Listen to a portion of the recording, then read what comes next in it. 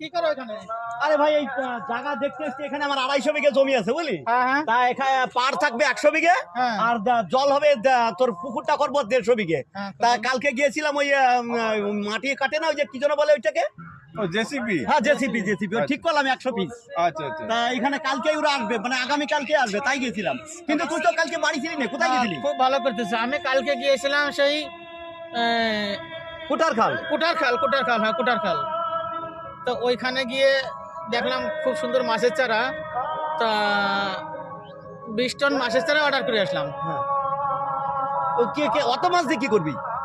তুমি পুকুর কাটবা শুনলাম, সেই পুকুরে দেওয়ার জন্য 20 টন মানে অর্ডার করে আসছি তোমার এই পুকুরে ছাড়ার জন্য।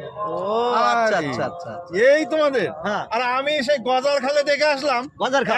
100 কুইন্টাল ওজনের একটা বোয়াল মাছ। হ্যাঁ ওইখানে আড়ত আছে তো, মাছের আড়ত ওইখানে। বিশাল বড় বোয়াল মাছ, 100 কুইন্টাল ওজন হবে কম করে। 100 কুইন্টাল? একটা বোয়াল। একটা বল তুমি 100 কুইন্টাল কোথা থেকে ধরলে এত বড় একটা কেন মাছ? এই যে এই পুকুরে, ও টাকলাদার টাকলাদার পুকুরে। বাহ।